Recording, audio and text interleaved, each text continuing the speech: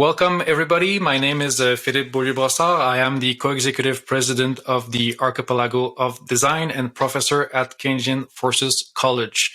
And it's my privilege today to have with us Professor Robert Kjær from the University of Glasgow and Professor Robin Holt from the Copenhagen Business School. So their work has been so much inspiring for our community that we could not have them share their new version of their thoughts for this Beyond the Horizons series. Because if there's something that they did to us is to shatter our understanding of strategy and to open it up to I would say a radical alternative that is, I think, more ethical. So again, it's my privilege, and just to kick this off, gentlemen, with the timeless, if we can put it that way, a question. So, what is strategy to you?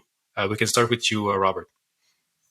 Yes, well, I would say that the strategy, we use this term strategy to describe, we use it as a kind of explanatory principle to explain how things are achieved, how successes are accomplished, and so forth. And I actually think of it as a part of what I would call an observer language. By observers of something that's going on, and in order to attribute some cause, we say, "Oh, because they have a good strategy." And that's not to be confused with the people who actually end up doing strategy, many of whom have never ever encountered the word to begin with. So strategy is an explanatory principle, and to me it's about explaining some form of advantage gaining achievement. Somehow we see an advantage has been achieved, and we want to find an explanation for that. That's how I would see strategy. Thank you, Robert. And then do you agree with this, Robin? So how do you know that it's a strategy if we see it?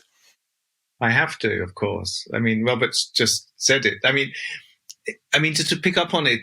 I mean, as an explanans, as an attribution of a cause to organizational success, or its absence explains the lack of success, it still acts as a black box.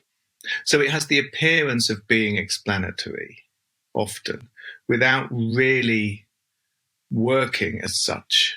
So in other words, there's a tendency, we feel, to think of strategy as the origin point of a cause-effect chain, and that seems to be sufficient. Oh, it's because we had a good strategy.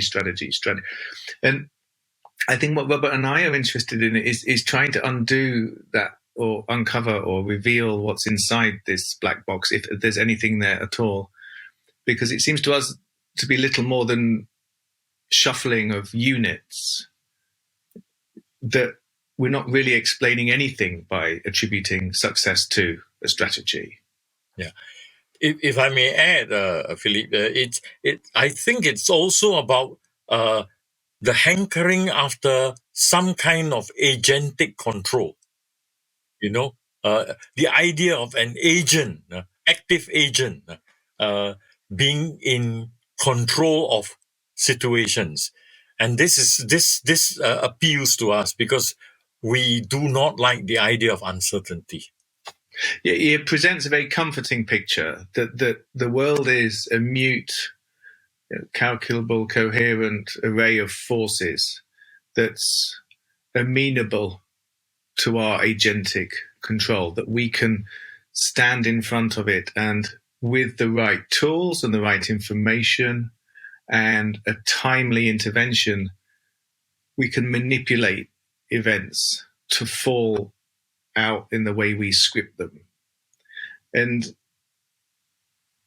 there is a fundamental conceit insofar as this relationship patently is not borne out by experience, that time and time and time again, empirically, we witness the interjection or the influence or the appearance of chance, of accident, of contingency, of open eruption, of divergence, of transformation. Life seems a lot more unruly than the strategists and the strategy give it credit for. And yet we still cling on to this idea of the strategy being the root or the origin of our source of influence over events.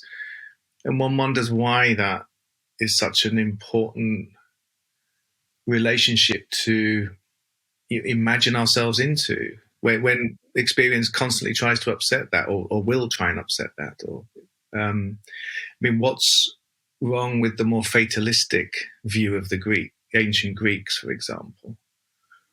What have we lost by losing that much more temperate and calm and slightly phlegmatic relationship to things? What is it about the modern that needs to be in this position? And I just wonder, and just to be a bit provocative there, because you wrote a lot of books and articles using the term strategy, but because it's so much attached to this idea of control over events, over an environment. So why don't we just get rid of the term, right? I mean, I think it's important that, firstly, we have to acknowledge that it exists. Empirically, it's incredibly persistent. It's been with us since it was first coined by the ancient Greeks, to refer back to them. The strategoi were the appointed, elected officers responsible for overseeing the defense of a city-state. So they had a sense of the whole. They had purview over an organization, and their duty was to ensure the integrity of the boundaries of that organization. And that carries through history, and it's only in its modern guise that it becomes something much less practical, pragmatic, everyday, and something much more scientific, calculated, measured. And it's, I guess, when we attribute that role to a mind, a reasoning interior, rather than to someone who's immersed in the everyday to and fro of daily life in the agora.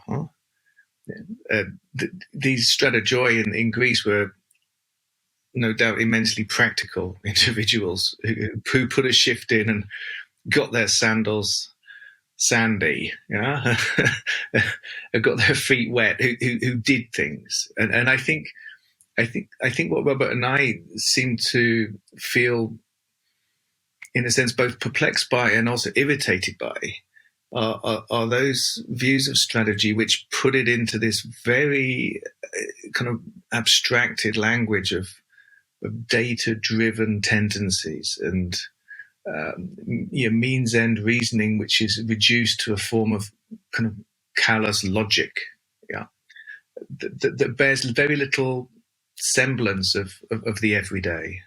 Yeah, I wonder whether Robin, what do you think? I mean, I wonder whether you might think of strategy, the opposite of strategy, whether we might think of destiny as something we want to refrain from, which and hence the need to develop a strategy, because we do not want to be subjected to destiny, so to speak. Yeah, I think that's true, and I think that's going back to your question also, Felipe, that there is something important to hold on to with strategy, because if you look at it in relation to the ancient Greeks again, I mean, there's a sense in which the rulers, at least the really early rulers, kind of led by their own dictate. They just issued forth. They commanded. That their word was truth. The technical says it's like an efficacious form of truth. No sooner did they speak than the truth. There was no capacity to question or to reason or to think through alternatives. And I think what strategy does is it allows us to think through that idea of rule or leadership with a more reasonable and warranted and curious and inquiring set of demands as to why something should happen, as to how something happened. Yeah?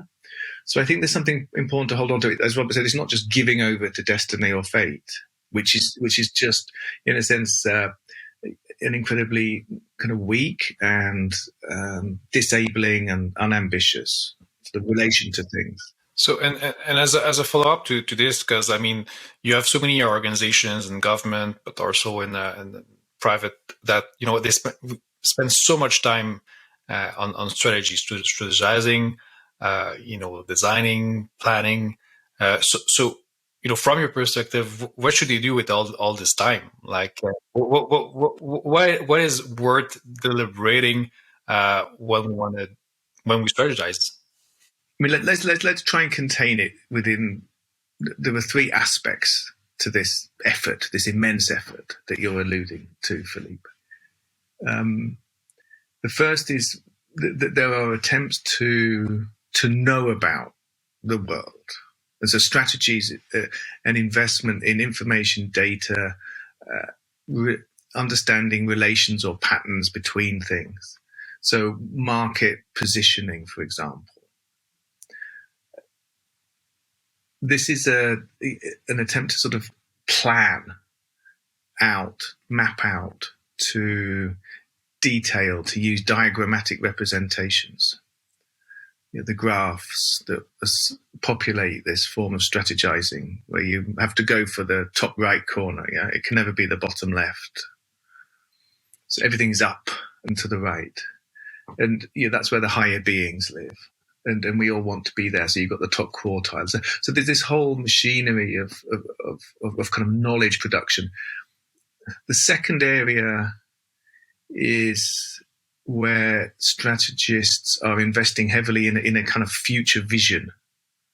So it's more imaginary. It's more the speculative, and it's more aspirational. You come with me on this journey, and we'll take you to the Arcadia, to the hallowed land, to the sanctuary. We'll arrive.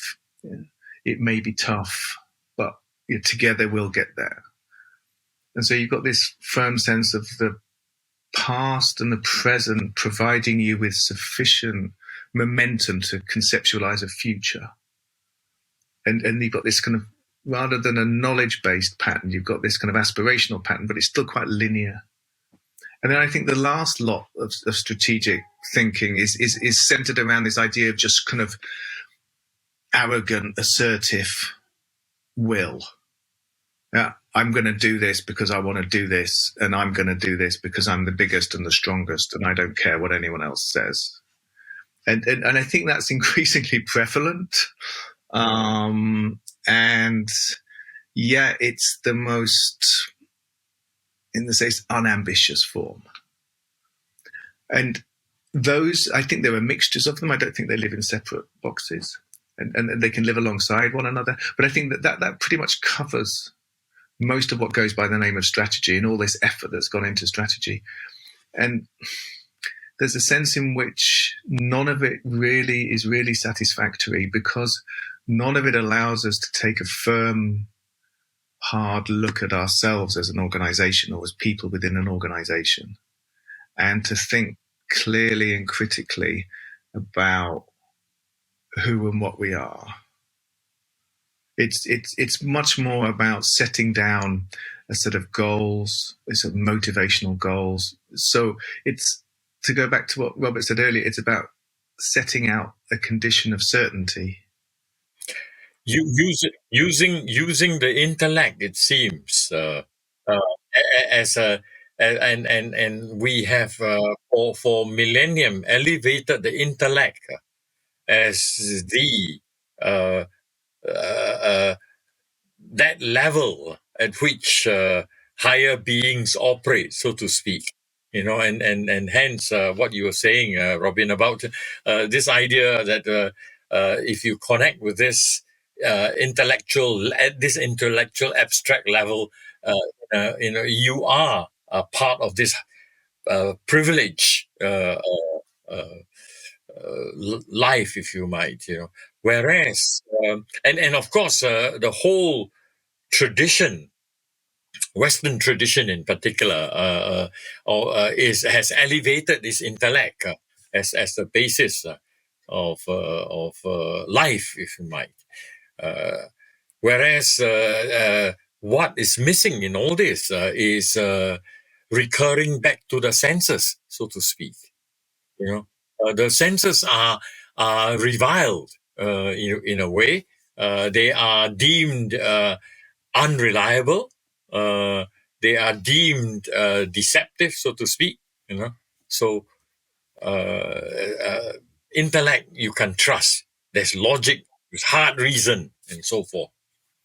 Yes, the body is to be distrusted. I mean, Nietzsche talks about it. You live with your body in one world and the head in the other. Yeah, and this is we're taught this to be this is a natural condition, and that our body is the seat of desires and these unruly drives.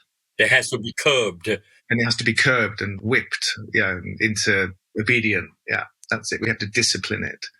And maybe this is how strategists see an organization. The workers are the body, and they have to be disciplined into obedient behavior, whilst they are in control of their kind of rational faculty. So the higher the abstraction, the higher in the hierarchy you sit, so to speak. Yeah. And the metaphor of the well-disciplined body has stayed with us since, I think. And it's interesting, I think, because of the three that I outlined earlier. Obviously, the knowledge one is becoming increasingly the dominant one, the intellect, and the vision, in a sense, just sustains that. It kind of almost provides a placeholder for this more knowledgeable way. And then the will is where almost you kind of almost abandon this a little because it doesn't quite, or people are impatient, and then it becomes quite assertive. And I guess what Robert's suggesting here is that this ignores completely the order comes naturally.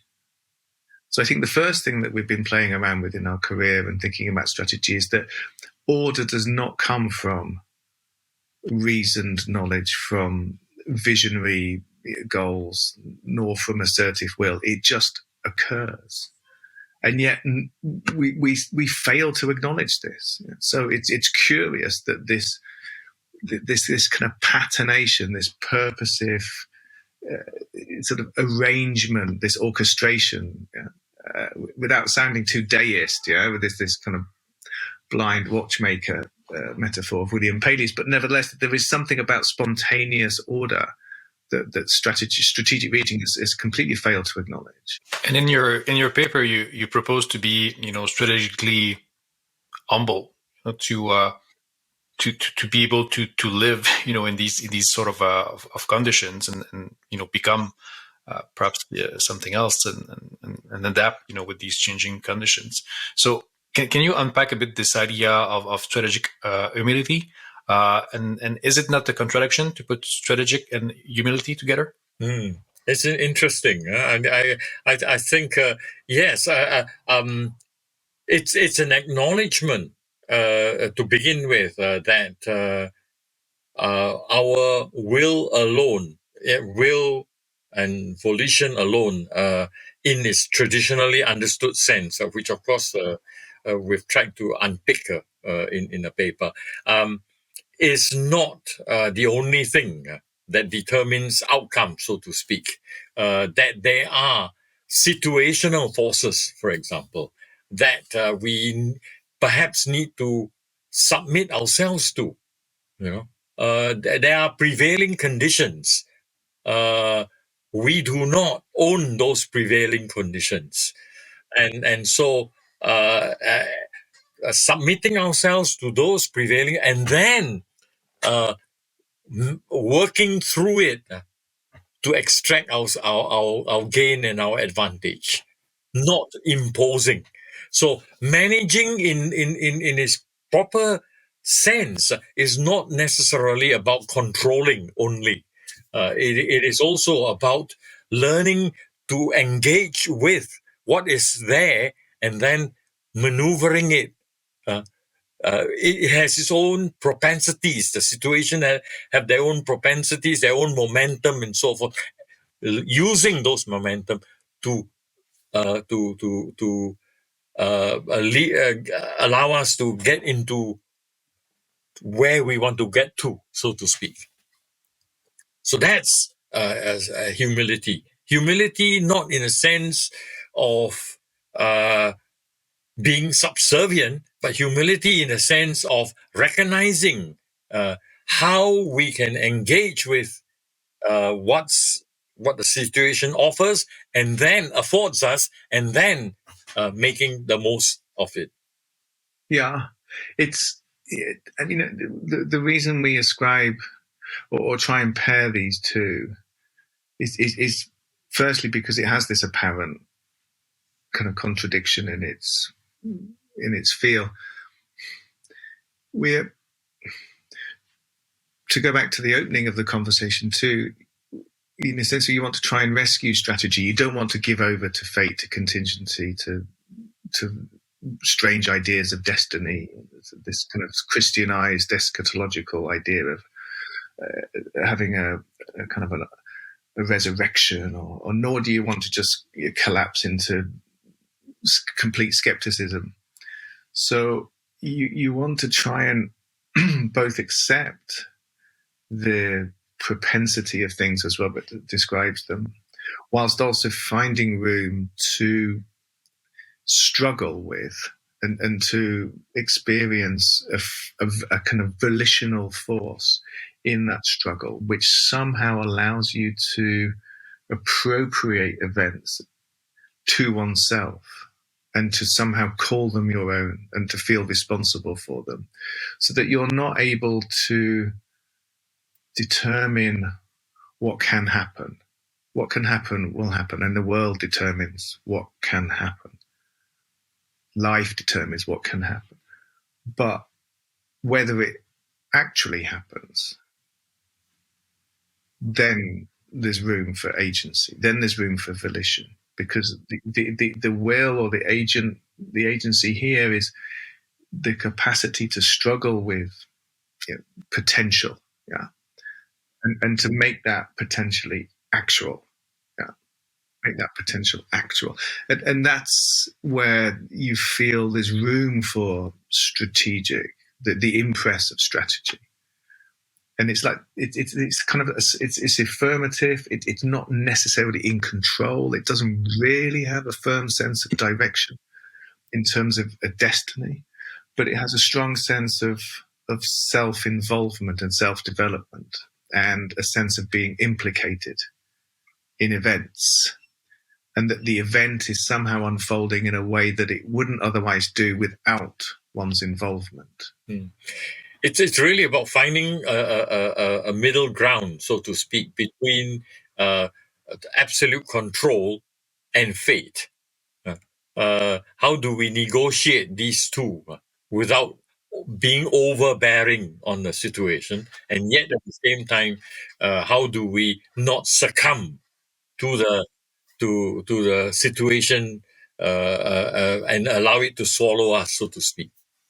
Yeah, and so it's in a sense to admit one's, in the ordinariness of occurrence, is to admit one's incapacity, one's insignificance, one's inability to control, which is humility.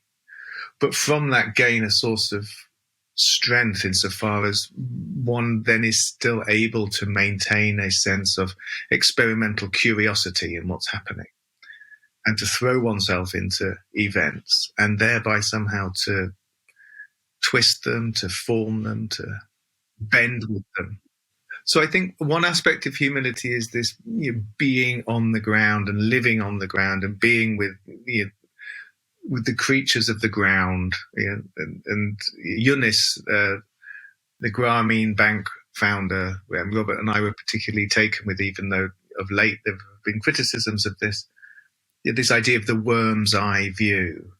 It's not the most attractive when it's played out in the boardrooms of the giant corporate tower blocks, but nevertheless, there's something quite profound and potent about that worm's eye view that really matters. Can I say that it is also very much about economy of effort?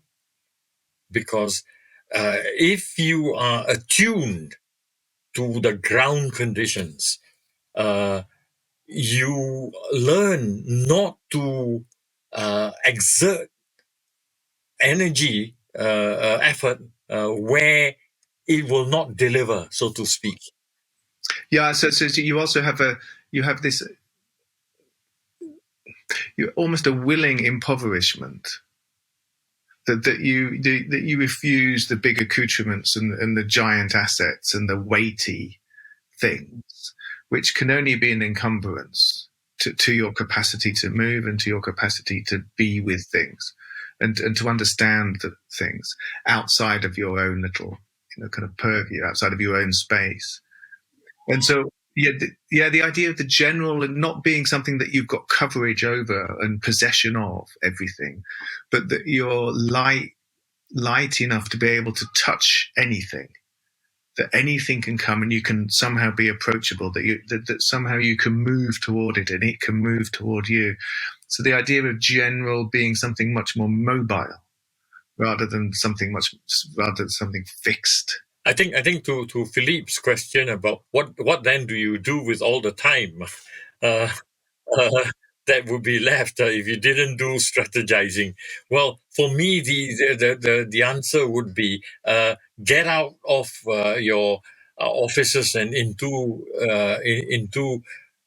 in management. A long time ago, they used to say management by wandering around. You get into the shop floor. You see what's going on in the world, so to speak. You get into what Wittgenstein calls the rough ground, back to the rough ground, and you learn to cultivate what I would call observational fidelity. The quality of observation. Why do we not talk about quality of observation? Anton Ahrensweig, I think, talks about the idea of artistic rigor. We're thinking about scientific rigor, but what about artistic rigor? What's this artistic rigor? It's this capacity for discrimination in your observation. Fine discrimination. Yeah, Ahrensweig also talks about I wonder, doesn't he? This idea that you're looking and being alive to these multiple kind of small occurrences, these micro occurrences. And I think the other thing that when you're talking there, Robert, that struck me about this wonder is that I think another element of humility is not just the willingness to wander around and not just stand in your big tower or the top of your big tower, like some Sauron figure on Middle Earth. But it's also the feeling of wonder, to play around with the word that Hannah Arendt calls it. The Greeks thaumazein, this idea that you're in awe, that you're just amazed. Oh my God, that's really interesting. A wonder of the ordinary, isn't it? Yeah. Yes, yeah, and so I think that there's something about the humble that allows that in, whereas I think the some of the more arrogant element, the knowledgeable element, or the visionary element, it refuses that because, in a sense, it's an admission of weakness that you're surprised that you're, or that you're, and no, not at all. I think this idea of wandering and having wonder, I mean, it amounts to a much more experimental relation to occurrence, to events, and to actually then, I mean, Nietzsche says, we are just experiments. The human is just we're struggling. We're just experiments. But the trick is not just to acknowledge that, but to take delight in it, to enjoy that, and not to feel that that's just inadequate. So I think there's something quite interesting about this idea of humility, which a lot of us can. It goes against the grain. It goes against everything that we've been taught when we talk about strategy. This preeminent, this princely, this big, sovereign kind of thing, isn't it? Yeah. This competitively arrogant being, and yet it surely seems far more potent to be this way. Yeah, that's our thesis, if you like. So basically, we should turn any kind of hierarchies upside down, and let those that are at the bottom do the strategy. And in a sense, we need to rebuild from the bottom up, because that's how it actually came to be, but we've forgotten about it. we came to this kind of abstract thinking of strategy and so forth, without remembering that actually it came from the senses, so to speak. But that's not to say, to go back to Robert's point, this is an interesting. We can't just admit every occurrence. So the attention, the attentiveness, it has to be disciplined. It's you can't just allow anyone to say anything and thereby enact some form of strategic will. So there is still an enormous amount of effort that goes into this schooling of your attentiveness and your worm's eye view. It's not something that just happens. Some calls it the education of attention. Yeah, it's the education of your wandering eye, and it's this idea of bios coming back. Zui is just raw life, this expressive life, but the idea of a negotiated, disciplined, thought through. Yeah, so I think again with the idea of the strategic part of the humility. So strategic humility, it's not just humility. Yeah? Is this willingness to sort of discipline oneself in attentiveness, in allowing oneself to wander, because it's not easy to submit to that. Yeah, there are amazing examples in the military. I don't know, you will know perhaps more than us, Felipe, but someone like Wingate would be an exemplar of this potentially. Someone who operates to these quite minimal rules of thumb, but in a very disciplined way, but is then able to use those to frame this occupation of the ground and to move in this incredibly efficient, light, fleet of foot, will-o'-wisp sort of fashion, and to execute what one might call roughly a plan. But it's something that's incredibly emergent, and it has to be adaptive, and it has to react to circumstance. And yet he's also willing, with the rules of thumb, if you lose the element of surprise, stand back, yeah? That's not shaming. That's not something that you should. This is just good tactics. It's cunning. And so I think there's something about that, and learning that and disciplining people in those ways of being that's important. And I want to go to because in your paper and your narrative, your oeuvre, we really get that the context, the environment is escaping us, right? We are really not in control and all that. But what are the limits to our adaptations, right? Because you talk about adaptation, about exaptation. So where should we stop? Molding or bending our identities and our values to be in a better sync with the context. I would say that I'm following ecological psychologist J.J. Gibson, whose work on the idea of affordances I find very, very productive. And it's this idea that the environment, the situation, offers multiple possibilities. It solicits our attention. It solicits our response. But the range of response is not infinite. There are restrictions and limitations, but there are multiple possibilities, and every situation always offers multiple possible adaptations and acceptation possibilities, so to speak.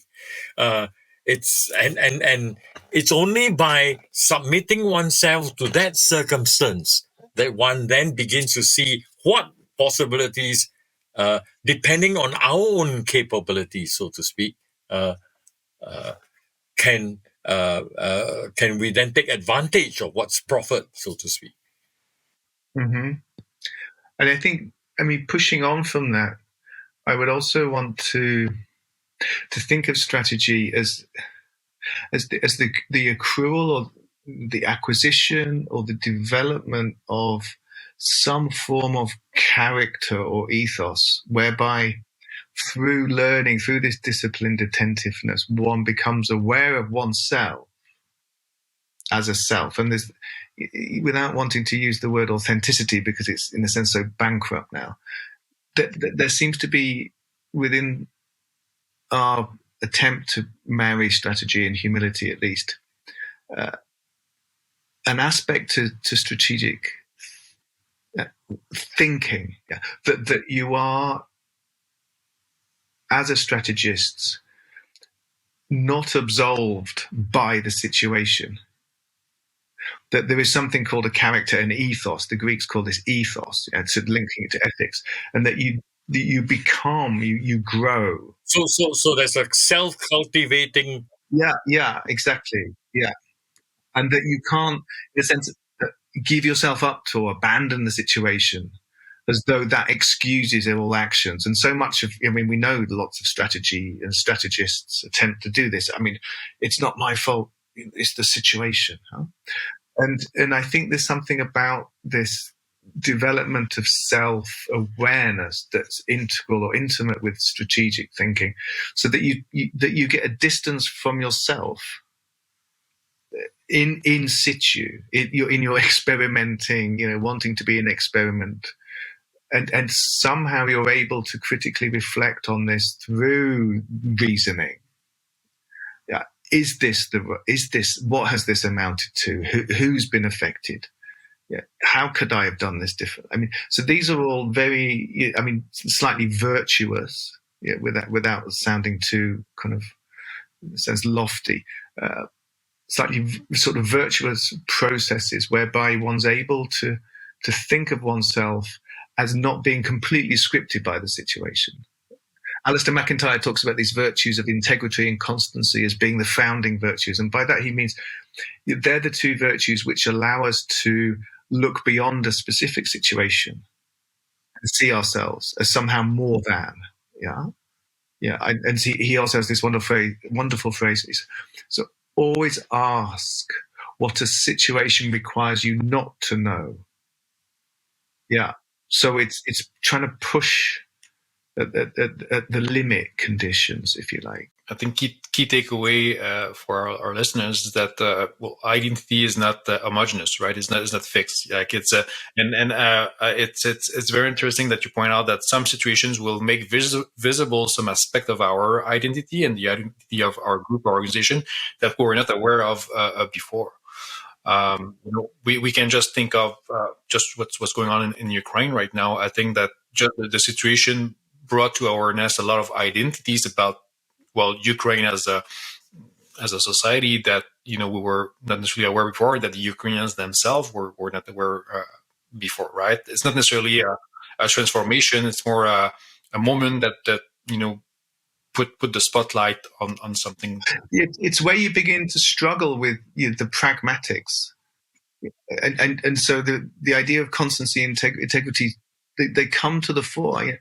Are we really willing to suffer to support? Are we really willing to suffer, to combat, to resist? Yes. Then suddenly something starts to sort of to take form. That's not simply, and therein lies the impressive nature, if you like, of strategic capacity, that you're able somehow to work through a situation which is always only ever experimental and unfolding, and to somehow from that garner a sense of self, to which one remains committed. It's kind of galvanizing. It's a really galvanizing attempt, isn't it? But as you say, Felipe, it didn't come from some kind of idealized prayer book or some kind of preordained vision. It only arose in the very situation of its apparent being of its apparent threat. Yeah. So their identity is actually has cohered, great come together more because of this crisis that they have are experiencing, isn't it? Yeah, I mean, both within Ukraine, but also more broadly Europe, and then the alliance with the US, Canada, Australia, Japan, and then also who will or who could possibly ally themselves with the other side and the struggles thereby that ensue there. Because could we possibly see ourselves allying with that strangely, weirdly twisted, mystical plot to sort of reenact the great Russian project that seems to be the cause of this. This very obviously a visionary, strategic thinking that Putin and the war machine. Which is truncated in a sense, disconnected from. Yeah, I mean, it just lives in this kind of ethereal space. Huh? I mean, it's as many commentators say that it's even as a myth, it lacks sort of coherence. And yeah, it's something that we feel very that there is this kind of purposive order rather than a purposeful order, and that this idea of the identity and what we stand for, and is this really right? Being able to distinguish between acting and acting for a good reason. And that can only come through constant struggle. It's about struggle again. It's not that there is a yardstick out there. Yeah, it's not about abandoning. It's not about total submission. It is about struggle. Of course, there's a suffering part of it, and then a game of interest in what we're willing to do, what we're willing to not do. But I think there, and perhaps I'm naive there, and building on your thoughts. I mean, perhaps there is a sense also that Russia is not going anywhere. Like, it is part of this kind of context, and we'll have to live with it after, and hopefully it's not going to be in a form that is worse for humanity. So yeah, I mean, of course, Russia isn't a homogenous mass. Yeah, and I think it's a mistake to sort of think of it in this kind of oppositional binary terms, as we've been saying. It's far more than a kind of a misguided historical project sustained by some incredibly sort of violent kind of warrior-like kind of actions. And it's something that we have to be continually alive to, that a lot of strategic language, if we're collapsing it into identities, is at risk of, again, we work to abstractions. Okay, because you're this, then you're this. And then we get into this, back to this problem of living in a kind of world of language rather than the world of the everyday.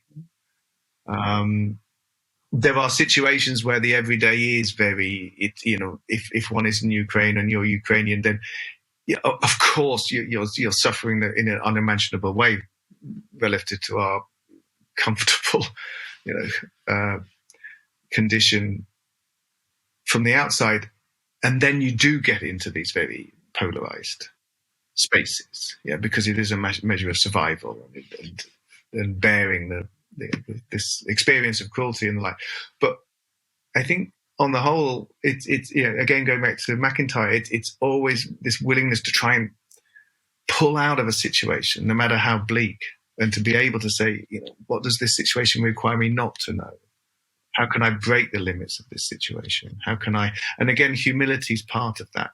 I think this willingness to somehow push away at the easy identity. This identity politics that again. Excellent. So for final words, final thoughts. So if you would have your own school of strategy, what would be the key aspect that students would learn? We would get them to. I think we would get them to paint. Yeah, I think and read some philosophy books.